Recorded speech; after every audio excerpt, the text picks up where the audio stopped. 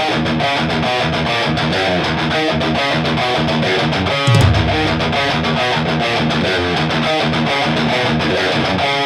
are ready and waiting for you now. If it's a fight that you dare see, we've acquired our strength through pain. No more are we pathetic and weak. You are the reason why we claim that we've all become this way. And I regret this prison that I've created for myself. Music is Life podcast. This is your host, Lou Mavs. Check out everything you need to know about the show over at musicisLifepodcast.com. I am incredibly grateful, as I am for every one of my guests, but this one especially because this is our first time meeting. I'm incredibly grateful that I have this gentleman here on my show today. He is a kick-ass guitar player. And as anyone who knows me, I'm a guitar player, and laws of attraction, you end up, wanting to talk shop with practically every guitar player that strikes you as, oh, wow, he's good. Well, this guy's damn good. And I'm proud to have him on my show. Like me, he's a fellow Astoria boy, Astoria, Queens. And he has his own band called The Poynt, who, as he just told me, are in the process of recording and releasing their third album, which we'll talk to him about. And he's the only other man that I know of who loves lime green guitars as much as I do. And, we'll talk about his fixation with Sir and also his endorsement with Friedman. We're going to get to all of that. But I want to introduce to the show Mr. Adhnan Sulaiman. Adhnan, how you doing? Good. Thank you so much, Lou. You're too kind. Too kind. That was I almost got emotional there. Emotional? Yeah, I mean, I don't think I've ever been given an introduction like that before. Well, thank you. You have low expectations, sir. No, just kidding. Really nice to connect. Really nice to actually get to talk to you. So thank you for having me. No problem. The purpose of Music is Life is to bring musicians and music to a forefront that is not currently being covered in today's mainstream culture. The whole purpose of this is to disrupt the narrative and disrupt the status quo. And I have nothing against pop music. I like it as long as it's good. My problem is with music out there today, it's hard to tell who's who. I don't want to add to what's already popular. I want to add new artists that I think need to be heard. And I heard your band and I heard your guitar playing, and I just thought it was something special, and that's why I had you here. So I'm glad that we had this time together. So again, thanks for being part of it. Likewise. So a little background, you being a guitar player, how old are you exactly? I just turned 32. Congratulations. How long have you been playing guitar? Give me some of that backstory. What made you pick the instrument up? So I want to say I've probably been playing guitar for about 15 years now, 15, maybe going into 16. It all started way back home before I moved to the US. I lived in Bangladesh. And I had, it was like high school. I had a girlfriend, and I found out that she was cheating on me. Boo! And that just led to a lot of my friends being like, you know what? You could either, sulk and like just drown in your own tears, or write a platinum selling emo album. Which I'm glad you didn't. Close enough. But yeah, they were like, keep yourself distracted. And then one of my friends lended me his like really cheap, broken down acoustic guitar. And that was it. I got that guitar and it honestly just, I never felt that breakup. I really didn't. I just got into the guitar and I was like, wow, this is really cool. And then I just started to strum and try to make whatever noise I could with it. And that was it. It stayed with me ever since. So it was the rebound that never left, essentially. Essentially, yes. It's a rebound. Rebounds do work.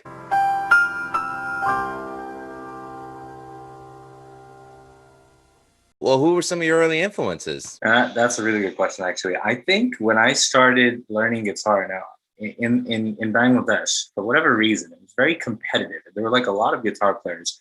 And I think I went with a very backward approach. I started off music by buying from suggestions that a friend of mine had given to me. He was like, try these two cassettes. It was not even CDs, but cassettes. The first cassette I bought was a Dream Theater one. I think it was Images and Words, the album. And then the second cassette that this friend had recommended I buy was Yngwie Malmsteen, Rising Force. So you were doomed to shred from the beginning, essentially, is what you were saying. It just started with shreds. And honestly, like the Dream Theater one, I didn't feel it. It was so proggy. I guess at the time I didn't know what the word was, but it wasn't music that you could jive with necessarily. Not to say that you could with Yngwie too, but something about Yngwie did it for me, and I think that was it. So Yngwie Malmsteen, and then I looked more into his influences, and then Richie Blackmore was a big one. And I think my longest influence to this day that I look up to, and after quite a bit, is Marty Friedman, Megadeth guitar player. He's been probably the biggest influence of mine. One of my favorite videos that you posted was you completely nailing the Tornado of Souls song. That is my favorite Megadeth song. One of my favorite solos ever recorded onto tape. It is not easy. People could say it is, but you're probably not playing it right. He nailed it note for note. Thank you. I'd been playing that solo for years until I actually took the video of it. And when I go back to like older videos that I may have had, yeah, you could play it note for note. You could learn it note for note, get it in time. But what Marty Friedman was really known for, or is still known for, is his insane feel. It's incredible to even try to recreate one note that guy plays, because it's just no one like him. No one else out there sounds like him. I think, yeah. So thank you so much. That video I hold really, really close to me. And even till today, it's like, if I need to like get my chops back up, it's always like going back to Tornado of Souls. Well, you definitely nailed the emotion of it. It's one thing to play every note. It's a lot different to feel every note. Like hearing you play it, it's like I could tell you were into it. Friedman, it's funny, I never really thought of him like such as how you put it, but when I think about everything that he's released, from Cacophony to his 10 years with Megadeth to even what he's doing now in Japan, he never sounds like he's winging it. He always sounds like he's having a blast doing it. As technical as is, you can tell he puts his heart and soul into everything he does, which I think is what separates him from everyone else. And the only other guy that could have done that, I think, is Jason Becker. I just love his playing, and I'm so grateful that both of them came out together when they did Cacophony. And it's funny, I don't know if you ever came across the video that actually helped me in life was one of my earliest YouTube videos that I posted in 2010, and it was a Jason Becker cover. I did a tribute to Jason Becker for his song Altitudes from Perpetual Burn, I believe. That's a great one, yeah.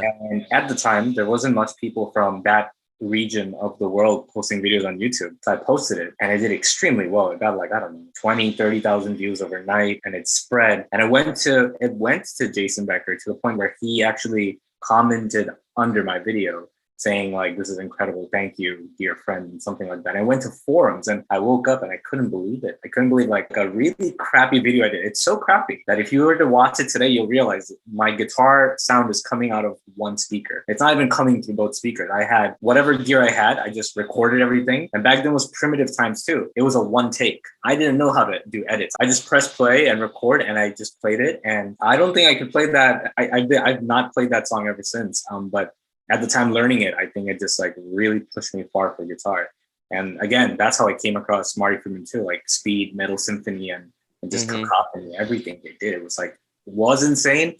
And to this day, I don't know if there's anyone out there that really touches what they did. Like in the 80s, like it's remarkable. The feel, the notes, the melody, the intensity. It's just, I mean, you could say that about a lot of players, especially on the Shrapnel label. A lot of people know Paul Gilbert from Mr. Big. I love the stuff he did with Racer X, so I'll always go back to that. I mean, I hear Street Lethal, and I'm sorry, I want to go 120 in my Toyota Corolla every time I hear that. awesome. One album that I love that Jason Becker did, and I know you're a Van Halen fan, the album that he did with David Lee Roth, A Little Ain't Enough. Yes. I mean, so many of the songs on that, especially Baby's on Fire and It's Showtime. Did you see the video where Nili Brosh actually performed It's Showtime in front of him? I did not. Oh, okay. Yes, I did see the video of Nili Brosh performing in front of him. I guess at the time, I didn't catch what it was she was playing. I mean, I thought it was so cool that someone that I feel like is changing the face of how people perceive guitar players in front of somebody who did change how we perceive guitar players, a real innovator. I think that was great. Stuff like that, I can't see why anybody wouldn't be inspired by that. Absolutely. I've always wanted to visit him too, but then I thought I would have at some point, maybe last year. I think he's in like Richmond, Virginia, maybe somewhere near there, but I always wanted to go by. I thought he was in California. Is he? I think you're right. Yeah, I think he is in California, but I forget. I thought it was something that sounded similar to Richmond. Regardless, from videos that I've seen of people that are fans of his that have actually gone to his house to, wish him well and give him gifts, him and his family are very welcoming, which I think that's such a beautiful thing. I'm so glad that he's feeling better from his recent illness. So shout out to Jason Becker. Shout out to a lot of the YouTubers too. I know I definitely saw Herman Lee engage a lot of people for the fundraisers, and even got Marty Friedman involved. We got, I think, Jeff Loomis, a lot of people just to raise good funds for Jason's health. Even Eddie Van Halen himself was a big supporter of Jason's. For me, Eddie was one of the 3 biggest influences of my life. So to see him do what he did for Jason, I just said, you know what, that's really cool. People can sometimes mistake him because he is Eddie Van Halen as a larger than life rock star, but at the end of the day, he was just a human being worthy of the respect that he got. So Bangladesh, you're originally from. Mm-hmm. How much of a culture clash was it for you coming from Bangladesh to Astoria, Queens? So good question. I was actually born here, and I lived here for the first 10 years of my life. But I guess the prime of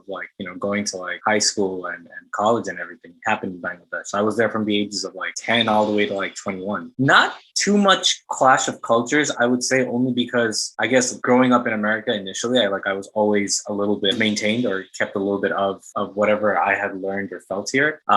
Obviously going there is a change, but even coming back, how do I say this? Ever since I moved to Astoria, I don't really get to converse or come in contact with people much from Bangladesh or my country. I've just kind of I don't know. I wouldn't say that I kind of isolated myself, but I did in a way. What happened was when I moved here, and typically what I've noticed within, wherever you're from, India, Pakistan, Malaysia, there's always a community. There's a community of people and musicians wherever you go, especially here in New York. And what happened was one of the things I didn't want to do was kind of fall within the community and just do music only within the community, because most people that I knew at the time kind of fell into that. So you see them in a band with other Bengalis or other people from Bangladesh and just doing Bangladeshi music. But when I moved to the United States, I had a goal or ambition, if you may, where I kind of wanted to reach international grounds. I wanted the music to be just beyond what my community would accept. And so I started working at Guitar Center and trying to find whoever and anyone I could find to do music. Would that be the Guitar Center on Northern Boulevard? That is the Guitar Center on Northern Boulevard. Nice. So I spent so much money there. So at any point, if, I don't know, between the years of 2011 and 2014, if you went there, chances are we probably crossed paths, or I may have helped you with the strings or get something. So it is possible. At the time, I was playing more bass guitar than guitar because I just couldn't find a gig as a guitar player. Mm-hmm. So my wife said, well, you play bass, don't you? I said, yeah. She's like, well, it's just 2 less strings. I'm like, it's not just that, but yeah. So I was constantly buying Dario strings because at the time I was in a Rush tribute band. So I was just beating the crap out of my strings. I remember I found a Steinberger bass. Ooh, and headless. Yes. And I stuck with that. That was my longest lasting bass. Again, what happened was about 4 years ago, I ended up getting a gig as a guitar player, which that lasted about 3 years. And now I'm just doing podcasting and just playing out, I'm not even playing out that much, but if you go on the Rat Style Review Network, the YouTube page, we've already released 2 covers. We did Atomic Punk and we did Stradivarius's Hunting High and Low. We got a couple more covers coming out soon. And check that out. I love that song. And believe it or not, I'm using a Steinberger again. I just love it. You know what it is? I don't know how you feel about Alan Holdsworth, but I'm a huge fan of his. And when I saw that he was using all headless guitars, I'm like, well, I can't afford a Kiesel, but I could afford a Spirit GT. So... he was this Carvin headless? I know it's a square shaped body almost. Was it headless? Yeah. He started with the Carvin, and then I think Carvin owns Kiesel, if I'm correct. So then, he kind of just switched over to Kiesel. So that's what he was playing. To me, his tone was just amazing and his playing skill. That's the reason why I did that. You touched on something before that when you came back to New York, you wanted to branch out from your community. Mm-hmm. That's how I felt.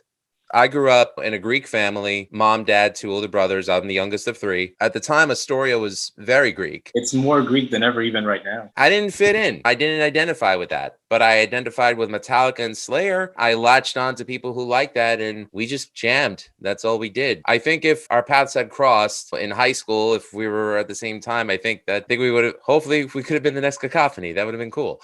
I was going to say, look, if not even that, I'm still even grateful, that our paths crossed here. You know, it's either or none, right? Definitely. We probably ran into each other on like a message board or whatever on Facebook and gravitated towards you because you were a guitar player. But what stuck out, aside from your amazing ability, was you play a lime green Sir. What was it about that just stood out to you? It's become like an extension of your personality when you play Thank it. you. I mean, and I'll give you a prime example. I always thought you needed a Dean and a Randall Warhead to play the guitar solo of Cemetery Gates. You did it with a Sir, and it's got your basic solid body tremolo on it. You Yep. nailed it. Thank you. So it's in defense of you. So please continue. Yeah. So the thing about that was, again, I guess now I'm going to shoot myself in the foot by saying this. It's very weird, but I am a true believer of guitar feel. Of course, for me, a lot of people will always talk about tone. And obviously, I do believe that every different guitar has different tones, depending if it's a Tele or a Strat or an LP. But for me, for some reason, I never cared too much about the tone, thinking too much about what tone this guitar would produce. More so, number one, the feel. And number two, which sometimes is number one, the aesthetics of it, the look. So if there was ever any time, for me, it's like, it has to be like a love at first sight kind of moment. Like if the moment I see something, disregard the brand, disregard the setup. But if it just has that oomph, like it just attracts my attention, that's it. I can't stop thinking about it. And that's what that green Sir did for me. I saw it on a website. It was way too expensive at the time. It was based in Arizona, I think, Rainbow Guitars. It was a custom order. And like that lime green, just like, I felt like it was shiny on my face, even from the computer screen. I reached out to them. They wouldn't budge, no discount. This was like well in a budget where I could not afford it. They sent me a couple of pictures. We tried talking it down, never happened. 2 years passed by, the guitar sold. And then, 2 years later, I see it on reverb.com. Whoever had bought it now put it up for sale. And I think they're moving or they're leaving the country or something. And the timing was right. And I gave them what I could afford and they accepted it, which was like literally half of the original price of the guitar. Otherwise. Wait. It's one thing for it to be the same model. It literally was the same guitar that you saw on rainbowguitars.com. One guitar. Like I still have the emails. I couldn't believe it myself. I looked at his posting on Reverb. You know what? It's actually kind of an eerie story. I looked at the serial numbers. I called Rainbow Guitars to confirm, is this okay? Was this sold to a legitimate source? Did it get stolen or something? I'm just like a little bit. 2 years later, they confirmed like, yeah, this is the guitar that was on the website. They were seeing their past records. It was sold to some Edward something. I forget the gentleman's name. That was it. Now this guy accepts my offer and something very weird happens. And at that point, this was probably the highest, the largest purchase I've ever done online without playing guitar, without anything. And he sent me the guitar. He was supposed to send me a case with it. The case never came and his account just went closed. And that was it. This guy had like one sale and he left Reverb and I never got the case, which is okay. You know what? Reverb reimbursed me for the case that never came, but I guess it was just meant to be. The guitar came, thank God, in a box. I'm like, wow, I was this close. What if the guitar never came? And his contact, he just went off Reverb. There's no info on him. It was weird, but it worked. 2 years later, it's the same guitar I had inquired about, that I had my eyes on, my heart set on, and I finally got it. I can't see you without it. Thank you. I think that's how it should be. I think that's how we, when we think about Slash, right? It's like, you can't not see him without his Destruction Les Paul or any Les Paul, really. It's like once someone starts acknowledging you or recognizing you for a certain trait, maybe an accessory or a guitar, like Zach Wilde with the Bullseye, like it's just, or John Petrucci. Sometimes I think about him, about his Picasso guitars from Ibanez from back in the day. Not for nothing, I loved that guitar. When I first saw that, it stood out to me, the Picasso. I am such a fan. It's my dream guitar. I had a Picasso in 2014. It was the P4 model, which was the camo finish. The finish, my least favorite finish of all of his Picasso guitars. I sold it and I regret it to this day. And I've been looking for a Picasso guitar for every day since 2014. One popped up last night on Reverb, and and it was the finish that I always wanted. Oh, that's the classic. That's the one. And I was talking to the seller and he bought down the price. And I was like, you know what? I'm having dinner. And as soon as I'm done with dinner, I think I can make this purchase. But as soon as I was done with dinner, it was already purchased by someone else. Son of a bitch. Oh, why? I was so close because these things never pop up. And when they do, the prices are ridiculous. Whoever this individual was had three of them, three different colors. This was the only color that I cared for. All three of them sold overnight. He sold them at very reasonable prices. And just because I was having dinner, I thought to myself, I'm like, no, let me just get to this in like 5-10 minutes. And it's one of those situations, you snooze, you lose. You could have waited for 5 more bites just to have gotten that guitar. And I'm pointing out 4 and I say 5. I can't count. Anyways. That's the regret. So it's funny that we're talking about that. I would love to own and play again a Picasso. At this point, any Picasso. Hell, I'll even take the camel finish back, but it's so close. I love this Picasso guitar. I remember when I first saw the Pull Me Under video and he was playing it. And then, you know, he made the switch to Ernie Ball Music Man around the time of Scenes from a Memory, and he's been playing them ever since. I like what he's done with his model. I think it's cool. I guess for me, you know, maybe it's time bias. Maybe it's just because I saw the Picasso Ibanez first and I gravitated towards it. I actually do have one confession though. As much as I respect Dream Theater and I do love them, Images and Words is still my favorite album that they ever did. I tell Dream Theater fans that and they want to hang me for saying it. They prefer the technical off the wazoo stuff that they've been putting out the last 20 years. I could see their point. I could see what they're, but Images and Words, like, wow, I have to agree with you. That's definitely in my top 3 albums of Dream Theater, 100%. Granted, I started listening to Dream Theater. I mean, Images and Words initially when I bought it, or I think I bought Awake. My memory fails me, but it didn't just work. As good an album. Just as good an album, yeah. But then I started with them later on with the album Train of Thought. I think that was very technical, very, very dark. I call that their Meshuggah album. It was heavy, it was dark. Train of Thought did something for me, and it was from there that I started exploring more into Dream Theater stuff. But more onto the Picasso guitar. Why that's great for me? For me, it's an incredible guitar because I learned watching that guitar. I never had a teacher. In Bangladesh, we didn't have guitar teachers. My only teacher was John Petrucci's Rock Discipline. That was the disc that I would watch every day for the next, I don't know, months, from the hand stretches to like the little alternative licks. And in that video, all you would see him with is that Picasso guitar. And so for me, that was it. Like, wow, like one day, maybe. That is a really cool story. See, I admit, as much of a Dream Theater fan I am, I'm a bigger Rush fan. I was always crazy about Alex Lifeson's tone and his playing ability. To me, the way he would just come up with solos, it was like out there. He based everything on like his blues background, but then you listen to a guitar solo, such as in a song like Free Will, or I don't know, take your pick. His way of just like writing out his solos is just, I mean, there's melody, there's feel, there's technique. I think all those things are important. Yeah. And I would have to say Lifeson was definitely one of the guitar players that shaped me. You know, I have to give him all the credit. Well, not all the credit, but a lot of the credit. I mean, look, and then even to this day, John will always say, but you know, he'll joke and say he's ripping off techniques and sound and tone, everything from Lifeson, the whole chorusing distortion. That's all Lifeson. Honestly, yeah. I don't know, like before, I know people were doing it before Alex Lifeson as well, but for me, it's like that's where it started, and then John. I'm happy to say that I saw the Train of Thought tour, and they covered the Necromancer on that tour. Incredible. I got to see that. So that video from Jones Beach, I was there. That's insane. I was in Bangladesh. I remember I was with my friend Jerry, and I'm just like, dude, are they playing Rush? And he's like, what album? They're playing the Necromancer. We flipped, and it sounded so good. They do great covers. I mean, even their cover of Xanadu was great. I was a big fan of their Yitzy Jam bootlegs, where they performed full albums live. Incredible. Actually, right now, I'm actually working on a side project, which I was commissioned to do. It is an old, very obscure Dream Theater song that a couple of artists, like I'll be playing guitars, and I know like several other people across New York and California, they'll be putting down tracks.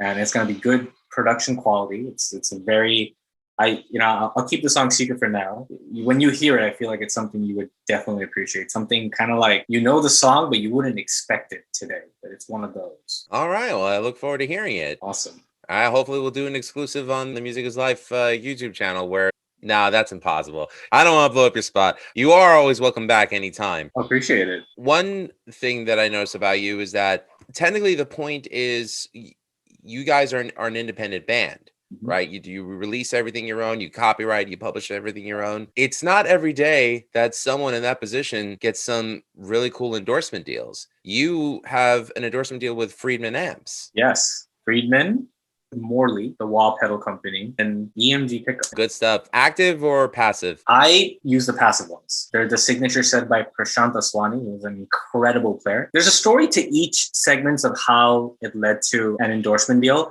Friedman was essentially probably one of the things that just happened naturally, where I know I've been a long-time Friedman amp user, and I would talk to Dave on and off. And one day, I sent him my album, and he just wrote back saying, like, I love your...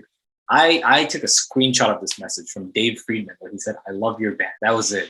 As a musician, a lot of times, especially, most of us, you're not always getting a return out of it. There's not always a financial... It'd be great in an ideal world where I just do music and I could live off of it. It would pay my rent and bills. That's not the case, and it's okay.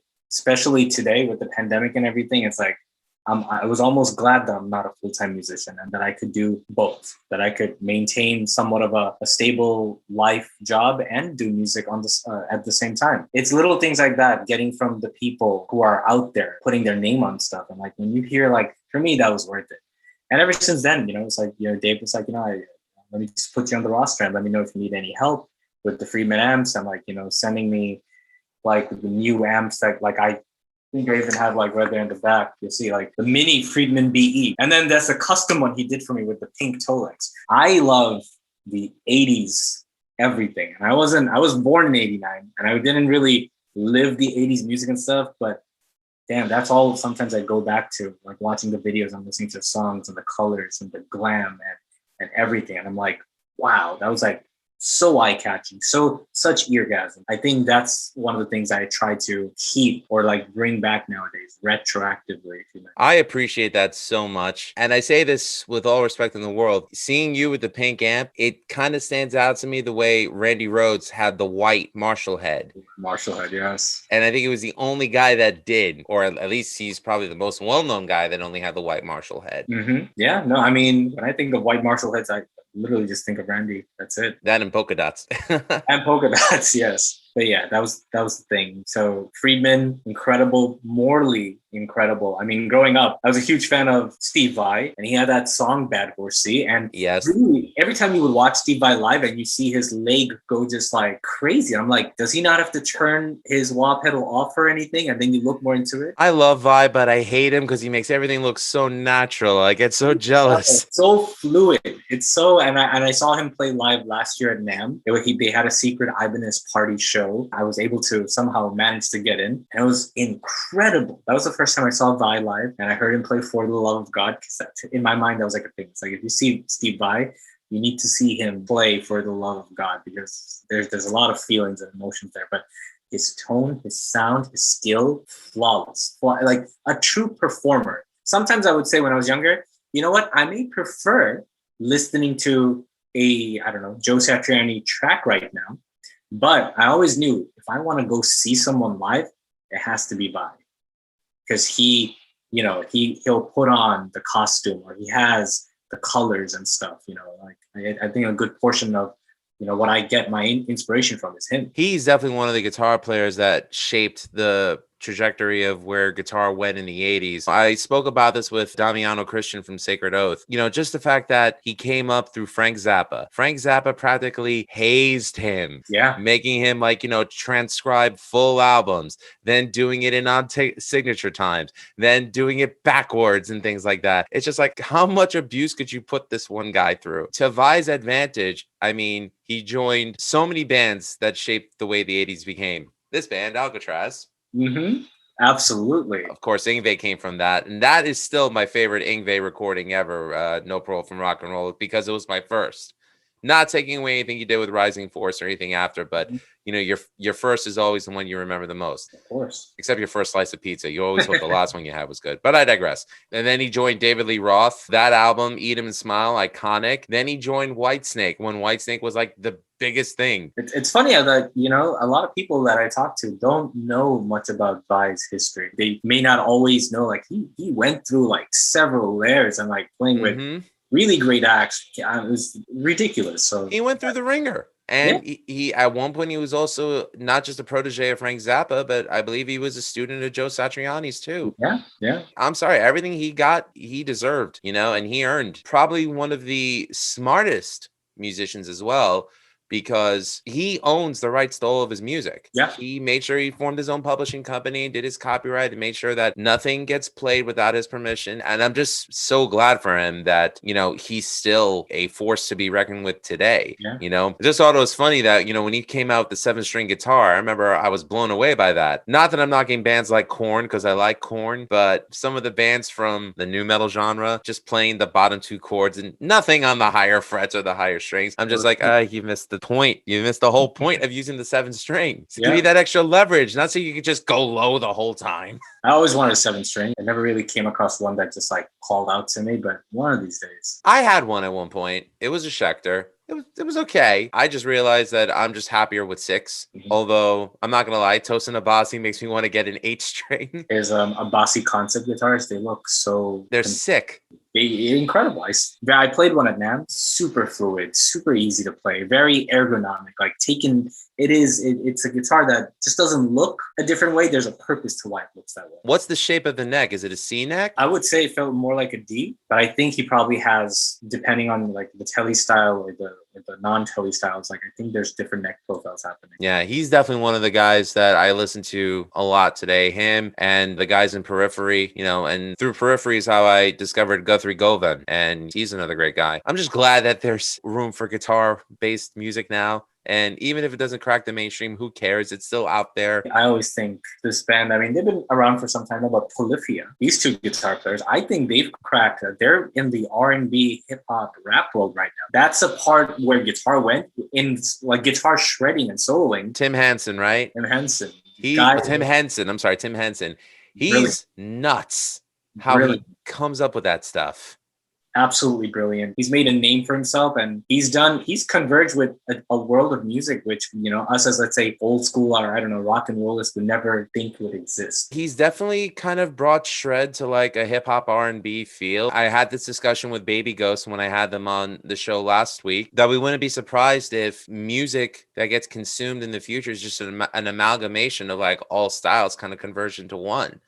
And Polyphia definitely is a prime example of that. I love what they do. At first, I was like, you know, what the hell am I listening to? But the more I listened to it and I listened to where they came from to what they evolved into, I was just like, wow, these guys, they got something good. Yeah. But his Ibanez is really sick, though, with the gold hardware. And yeah, it's based off of the AZ series. I think it's like one of Ibanez's best running lines right now. It's essentially, if I may, it's like, the specs are very close to the Sirs. It's like my Green Sir, but just an Ibanez version of it. It's a really good guitar. How do you feel about YouTubers like Jared Dines and Rob Scallion, who are sort of bringing guitar to a humorous yet still musical platform? How do you feel about guys like that? Well, I think initially, if I go back a couple of years, I would think it's like kind of maybe more so of like a joke. But then now I think every day I keep maturing a little bit about music.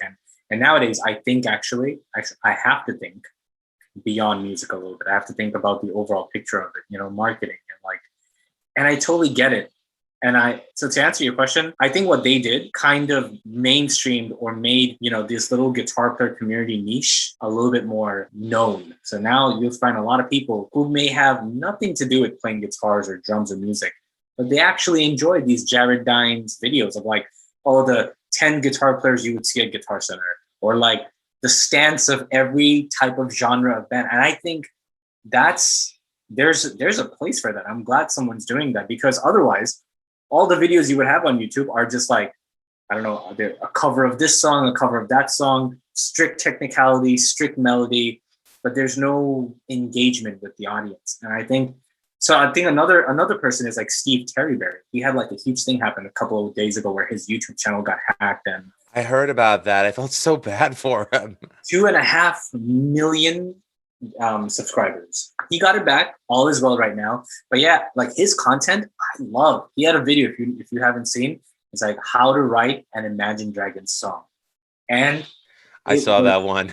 It was hilarious. And I like that. I like, you know, I have the options of going on YouTube, watching, you know, live videos, serious musicians, serious skill shit.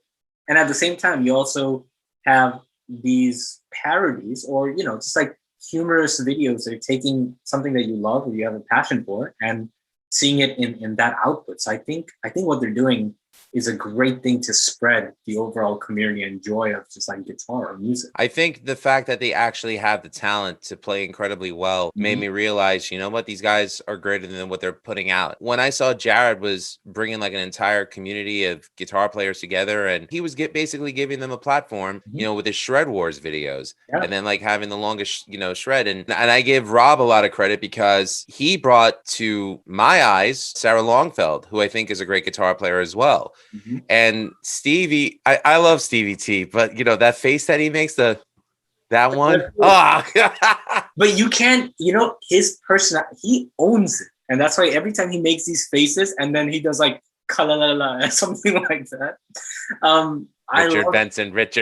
Yeah, I love that. That's why you know, it's good. What they do, honestly, I think is harder, 10 times harder than sitting there learning something that's really tough and then just like recording, I don't know, your fretboard and your hands moving. Look, I do that all the time. And I know like that's an easier way out versus having to look at the camera, coming up with content, coming up with a story, converging the music into it. So I think what they do is like takes a lot more thought process. There's a lot more editing needed, a lot more skill sets needed. Yes, the playing itself, they're not necessarily like playing the most incredible licks every, you know, video to video, but it's the ideas they put together that's like, you think to yourself, wow, this is great. Why didn't I think about that already?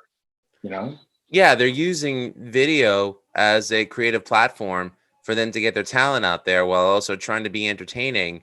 And as far as I'm concerned, exceeding at both. I think it's great when I hear guitar players talk about, man, did you see the last video that they did? That was really good. To me, it's like I try to personally, I try to not to emulate, but I try to absorb as much as I can from everyone that I meet that's a guitar player, because I always feel like I can learn something. When I sit down with them and have a conversation like I am with you, or when I'm watching them, I think one can only appreciate the fact that it just pushes you to want to be better. I don't think I've ever been in a situation where I've encountered myself or somebody else saying that they saw a guitar player who, in their opinion, was better than them, that made me say, I'm just going to give up. You know, I think that's one thing that guitar players have in their DNA practically that just makes them want to keep going. Yeah, no, for sure. As a guitar player, it's very easy to feel discouraged or demotivated, especially the longer you've been playing. Again, it's all with these YouTube things. Like you'll see like these new kids, like, again, they're running circles around you. And then you think to yourself, like, what am I even doing anymore? And you know, I've been in those shoes too. But I really think it's about how you deal with it mentally, having an open mind, not being closed-minded in terms of like, oh, you know, I'm older than you, or I have more experience, I know better. But that's the thing that's going to kill you. But like you mentioned, even for myself, like whenever I come across, let's say, a kid who's 18, and if I see him do something that's like really cool, I'll just walk up to him and be like, yo, how'd you do that? And that's it. I think that's the mentality. That's what the motivation should be, that there's always room for growth, that you're always learning. Honestly, till the day you die, you're still learning. Amen to that. So yeah, so I in thinking like that, it keeps me heavily motivated. I'm like, all right, you know what? I may not be able to play these new techniques or these two-hand tappings or whatever it is, but like, I'm very confident and happy about what I can do. And I think at the end of the day, that's what matters. And I know we've all seen that meme. I forget how it went exactly. Like, a jazz musician will practice 10,000 notes for one person to watch. A rock and roll guy will practice, I don't know, 3 chords for 10,000 people to watch. Something like that. It was like this. And not to say that that's true or anything, but basically what I'm trying to get at is like, you don't need to be the best at whatever it is you're doing to make it. You could be doing something very simple, but if the feel is there, if it feels right, if it's melodic, if it's connecting with people, that's it. That's all you're really looking for. You don't have to be like, oh my God, I'm the most skillful musician. I have to be the most skillful musician in this room. Skill will only take you so far. I think that's a very good point. I think having skill is good. I think having your own voice as a guitar player is better and more important. 100%. You don't need to compete with others. You should always just compete with yourself. And as you mentioned, you keep learning until the day you pass. The advice, whenever anyone asks me, like, what advice do you have for guitar players, I always tell them, I'm like, just keep learning, keep absorbing whatever you can, watch whatever you can, read whatever you can, learn music theory, try some new pedals out, try something you didn't do before. You may come across something that no one else is doing. I admit, during the pandemic, I went a little pedal crazy. Yeah, you know how that goes.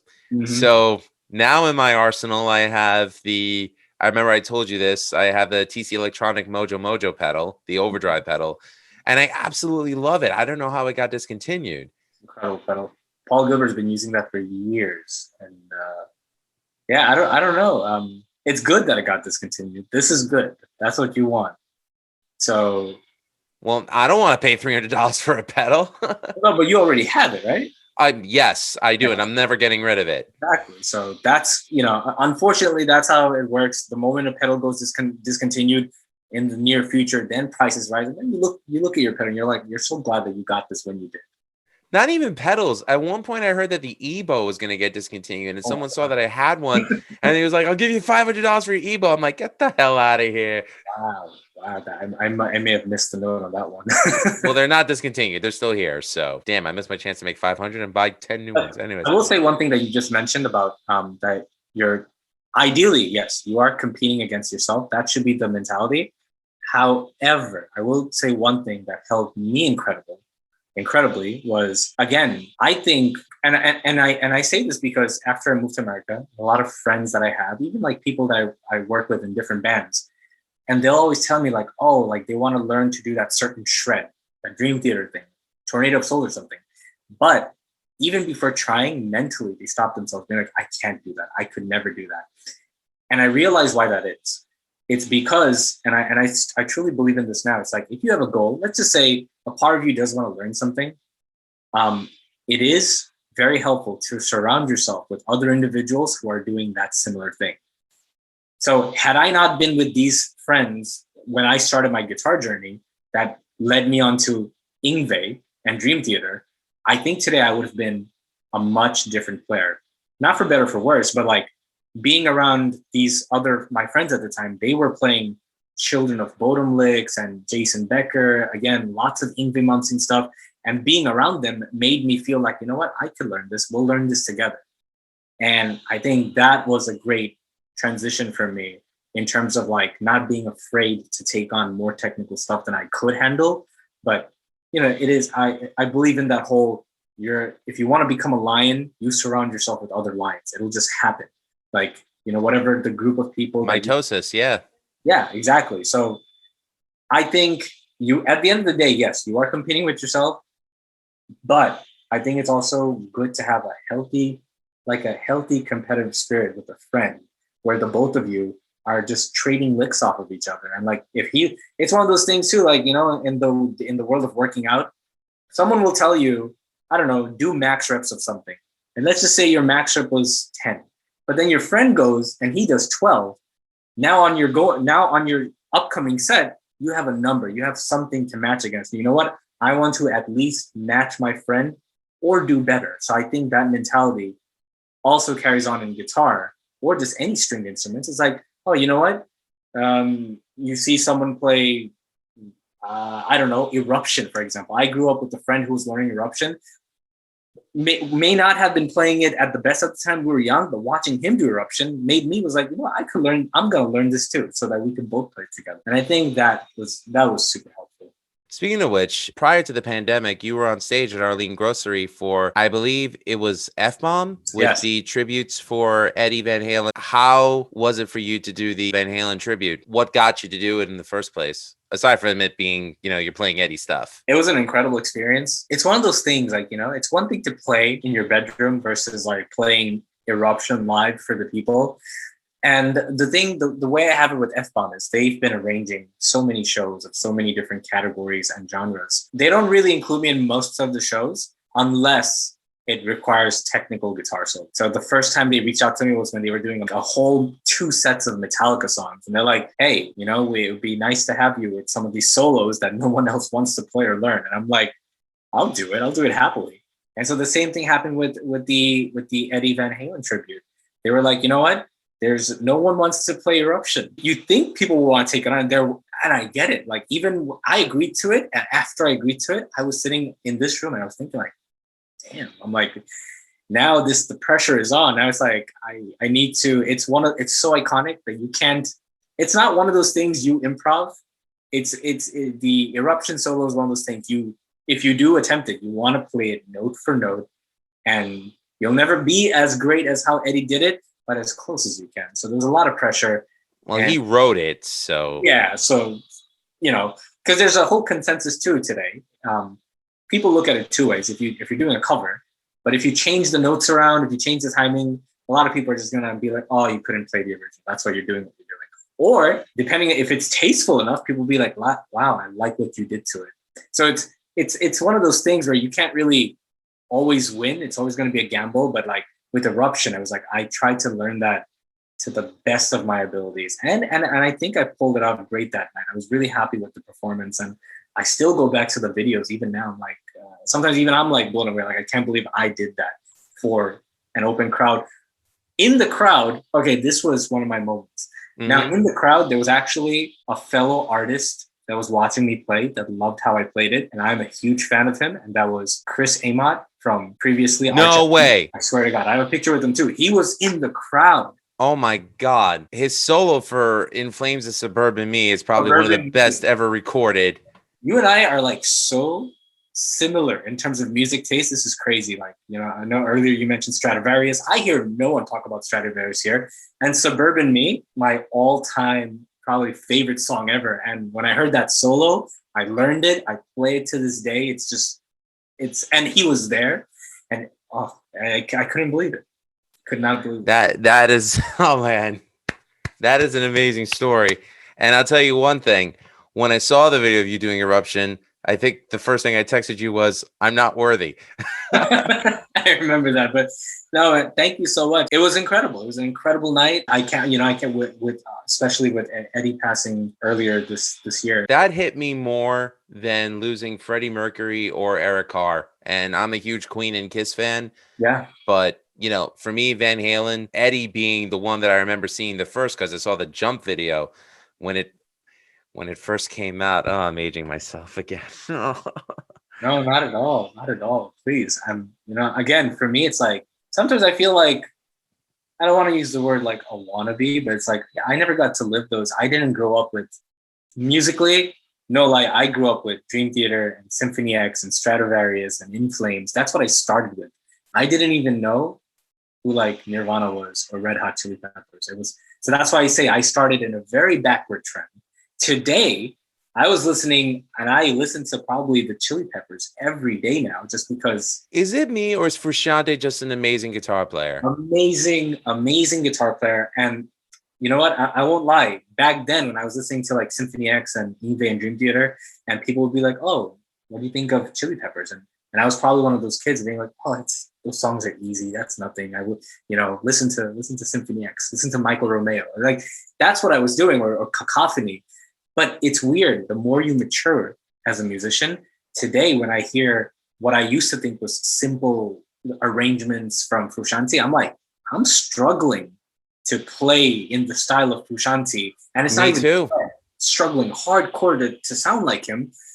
And the appreciation is like, all of a sudden now I'm like full appreciation. I'm like, wow, these songs are classics for a reason. Yeah. And he's playing like the vintage Strat. So, he's yanking the crap out of the neck.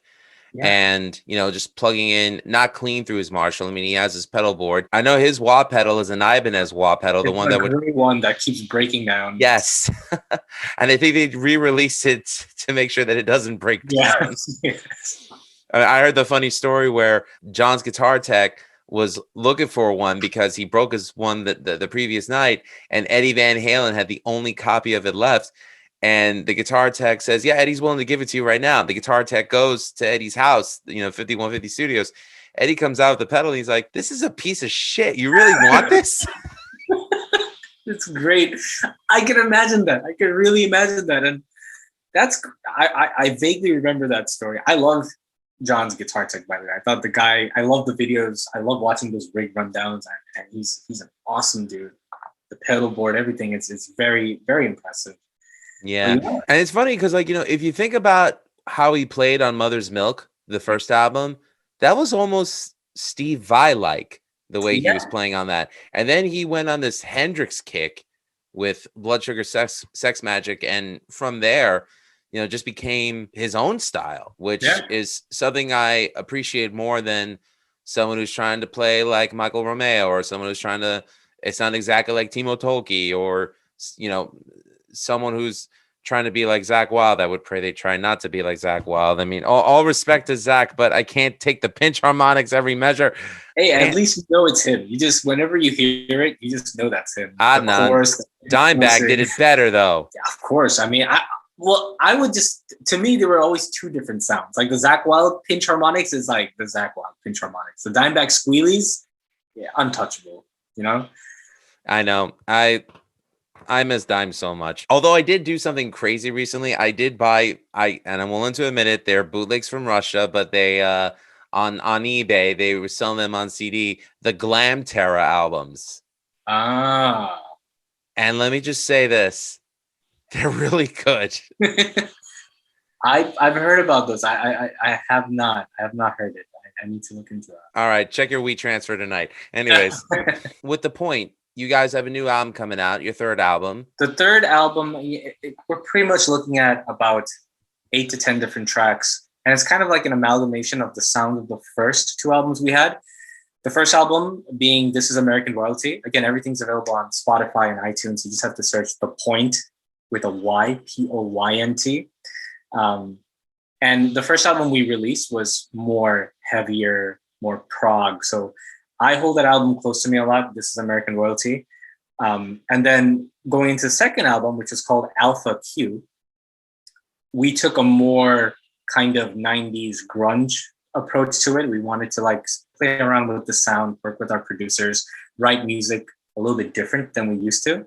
And while both albums have had great kind of like responses, some people were always like, oh, I miss the touch of your first album. Or a lot of people are like, I really love the sound of the second album. So going into the third album, we wanted to kind of take that heaviness from the first album, heaviness and progness, and kind of combine it with a little bit of the grunge feel that we kind of achieved in that second album. So there's no name yet for the third album, but we will be releasing a music video soon, which we shot during the, like right before the pandemic. So it's been sitting, it's like a professional video and it looks really good. So I'm excited to get that across. I'll definitely send you a link. Look forward to it. Yeah, and then the band consists of my dear close friend. His name is Eduardo Alarcon. I met him at Guitar Center, actually. Incredible songwriter and the singer and rhythm guitar player of the band. And then on drums, we have, his name is Dom Vasaturo. Guy is like, he's a powerhouse. And he really, like, I really feel comfortable playing with him, even though he'll like up the tempo pretty much every time. But still, sometimes, when you're playing live, you need that, that live essence or that energy. In bass, we have a guy named Steve DeCasa. Unfortunately, he's like in the middle of like moving right now. He recently did get married. I think he's like moving deeper into Philly. So I think he's stepping away from the band temporarily for a little bit. So in the meantime, we are searching for bass players. We are looking for bass players to fill in a couple of the shows. We have a show coming up July 3rd at Dingbats. It's in Jersey. I've never been, but I know it's like a very iconic bar/venue. So yeah, we're planning, there's going to be some Pantera stuff happening, some perhaps Megadeth stuff. We planned about the Megadeth stuff before the whole David Ellefson like scandal thing. Yeah, let's not talk about that. No point in crying over spilled cream. Boo! Yeah, yes. We were completely missed the point of that joke, didn't you? Or you're just like not even acknowledging it. No, I'm just saddened like a lot every time I just like think about it. And so me too. I pray for Dave Ellison and his family. Just hope that they get picked up the pieces and sue the hell out of the scumbag that freaking leaked that footage. How far are you willing to take it with the Poynt? Personally, I'd like to see you play the Garden. I would love to. I want to take. I'm in a position right now. I want to take the Poynt as far as I can, and grow, because playing with the band, there's a different growth versus playing by yourself. And at the same time, working with these great companies like we talked about, Friedman, Morley, EMG, it's like just more room for growth. So I would, that would be, I would die a happy man if I could ever play at the Garden. Like, even if I was a support band at the Garden, still, I would just like, I would take that to my grave. Yeah, just to say you had that under your belt, absolutely. Well, look, Adnan, I admit that before we became friends, I was a fan first, and I'm proud to call you a friend. I will keep supporting what you do, and I will keep talking about it. I'll promote it every chance I get. I think you're one of the young guitar players that I feel like people need to take notice of. I love what the Poynt's doing musically. You guys always have a spot here. Thank you so much. Appreciate it, Lou. Like, honestly, I can't say enough. I'm surprised that we don't talk more in person, and I get it with the whole pandemic thing, but like, I love what you're doing. Please keep doing what, this music is life.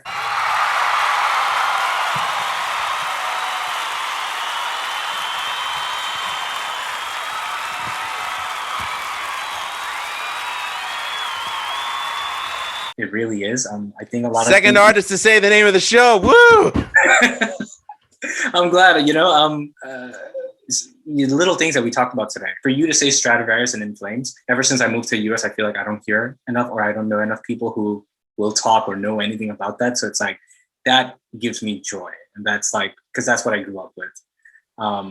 Thank you. And I think it's like, it's just up to us to keep pushing, to keep doing what it is we're doing. We may be a niche in the community, but hey, I mean, where there's a love for music, why not? And that's all I care about, man. It's just talking about my love for music. I mean, it doesn't have to just be metal. It could be, to me, it's like, there's good music and there's music I don't like. And I just want to talk about music that I like. That's good. 100%. And, your band's killing it. All I care about is that people like you have a platform, and I'm happy for this podcast to be it. And like I said, I'll keep promoting it till I stop drawing breath. So much. Thank you so much. I really cannot say enough. That's it means a lot. It means a lot. And next time, if you're in the area, like, once things get better, everything's vaccinated, if you find yourself in Astoria or Queens or wherever, just hit me up. I want to meet you, grab a drink. Let's talk more off camera. I'd be honored. Thank you so much. What's the Poynt's website, just so people can check it out? So it's www.thepoynt.com or .nyc. I think either or will go to the same source. So, either way, we'll have it in the description below. Adhnan Sulaiman of The Poynt, thank you. Salute. Thank you so much. Thank you for having me. No problem. To check out more about the Music is Life podcast, check out musicisLifepodcast.com. Don't forget to also check out the Ratsa Review Network that this podcast is part of. Also, check out some of the other podcasts on the show, including Beyond Bushido, a pro wrestling podcast, Old Man's Metal Musings, The Vieira Vault with Ralph Vieira, Suck My Balls, the South Park podcast. I saw you crack a smile at that. Go ahead, laugh it up. It's okay. Everyone else does. Awesome. And don't forget to check out the Mothership Show, Ratsa Review, where you can catch me, Greg Noggle, and Wayne Noon every week talking about new albums coming out, metal news that's happening, and also check out some of the other shows that we do, including Screams from the Grave, where we talk about albums that history has forgotten about. I'm happy to say that we got coming up soon Megadeth, So Far, So Good, So What? And we also have Manowar's Sign of the Hammer coming soon. So that's going to be a lot of fun. Anyways, just had to do that. So don't forget, check us out, musicisLifepodcast.com and ratsireview.com. Thanks for tuning in. And once again, thanks to my guest, Adhnan Sulaiman of The Poynt. Cheers, good sir. Thank you. And don't forget, all art is valid. Take care.